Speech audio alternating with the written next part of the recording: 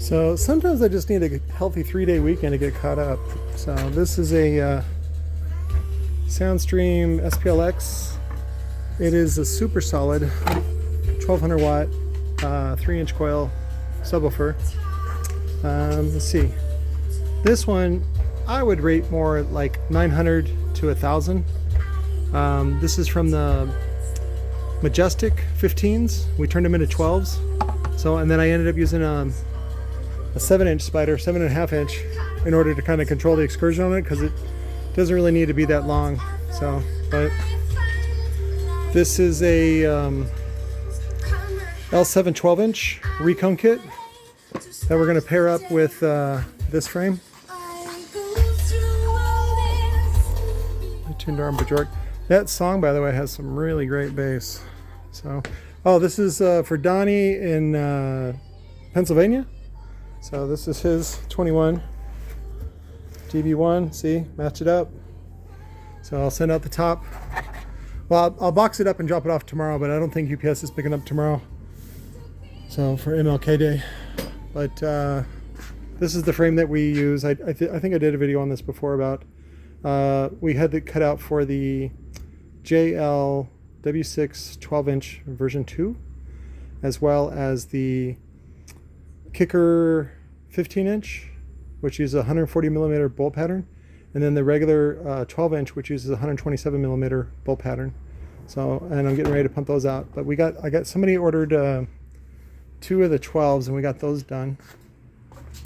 Let's see what else. There's something over here. Can't remember. Get distracted getting these done, even though we don't have the magnetizer fixed yet. We should be getting it fixed in the next week or so, but it's good to have a good storage for those. This is what it was. This is done. It's been sitting all night.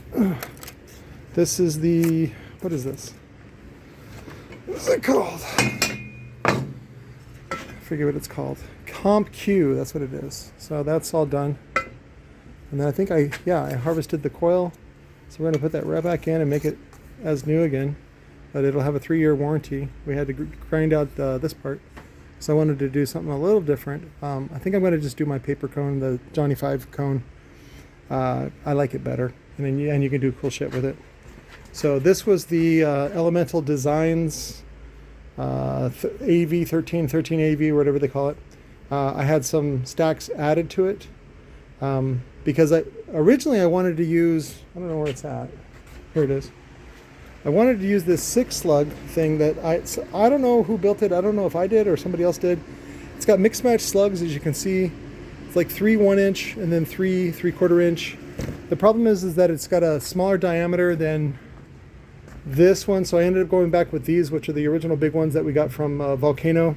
I went ahead and made them, glued them into pairs last night. And then I'll glue them all into a 6-stack, put them on there. And then the top plate I had cut out. You can see that cut. So now there's a dual gap. So I'm not going to mirror, well, at least I say that now, but I may mirror it. I don't want to use it, technically it'll be XBL. However, I'm not really a fan of XBL for woofers. For mids and tweeters, yes, but not for subwoofers. I like having a nice overhang. And so what we might say, I don't know yet. I don't want to make a decision, but I wanted to try just doing a dual gap here and then nothing here. So I talked to Dan about this years ago, Dan Wiggins at Dire Audio, and he says basically it's the more, if you have the grooves here and underhung, it provides the flattest BL, and then outside of that it falls off. But again, in order to do XBL, you have to have it underhung or even hung. And I don't want to do that. I want to do it overhung, but I want lots of excursion. So I think this might be the key to kind of be a hybrid. And what's the word? Eventually, I would love to do my own testing to see how we can sort of manipulate that technology and come up with a better version that we like. So if that makes any sense. So this is all done. We added stacks. I painted it. I'm just going to do the Neo, Wet Sounds motors that we got from the Dire buyout back in '07. And so those are all Neo. Basically, I think each one's good for about, they use them for like 8-inch, like high-powered mids. Each one's probably good for about 200 watts. So, well, I think I wanted to use, I forget how many, 16, I think, or no, 2, 4, 6 stacks. And I may even bridge the gaps on these because the whole thing is going to have ventilation anyway, so these aren't so critical anymore. The way that Rockford had designed it or come up with it or something. That's the thing, is I don't even know if Rockford even designed it. If they just were like, hey, China, what you got? What's happening, hot stuff? I don't know what they did. So, but I wanted to show you the follow-up. This is for Malcolm. He had brought in the XFL 10, and I had converted it to a 12 because this box was so big. Well, now I realize why the box was so big. It was made for 15 originally, and then somebody just slapped a piece of wood on the side and then made the cutout here, which is fine. You can do that, but the box is of course really meant, it's kind of an undersized box for a 15. So what it's, and it's still even oversized for a 12, but the 12 will sound a lot better. It'll play deeper and louder than the 10 would. And so that's going to be for Malcolm. So I wanted to do a follow-up on that. So Curtis had brought in, let's see, Jersey had brought in this and donated this. I really like this, but I want to compare it to the other Infinity that we had bought off Walmart and see how much Infinity had changed in, does it have the date on there? This is 031, I don't know. Yeah, anyways, I just want to compare it. So, and then Curtis brought these in. He got them used. One is dead, and so what we might do is just recone one and then flip the other to, you know, put it in with a woofer, or sorry, a box and a amp combo, sell that on its own, and then sell this one. It's actually a really tiny motor and a stamped steel frame, and then they did direct connect, and then the big carbon fiber cap, which is all just lipstick on a pig. There's not too much performance to it, but it's DD, and so we think it'll still sell pretty well. So, and I think the last one that Curtis brought over was these guys. Punch HX2, again, same position, in that one is dead, one is live, and then we'll just pair it off. He just wanted to flip it and help pay for some debts, and I was like, okay, this is actually the best way to do it. So, but taking the cans out, if anybody knows in Phoenix where looking for some entrepreneur guys, typically they're Mexican dudes that just have like a little shipping container that they work out of, and they sit there and bang on the cans all day, and they get them super flat, and then they take them over to Cali and cash them in. Typically those guys pay about $1 a pound. The best one I found is about 70 cents a pound, and if I can't find anybody, I'll just have to use them. So we got Joaquin's amp going out tomorrow, well, not tomorrow, but Tuesday. And then we got some drywall we're getting rid of. So got more foam. What else? Some other stuff we're working on. So we got some help from Laura. She's been really helpful. But I kind of want to, keep her busy.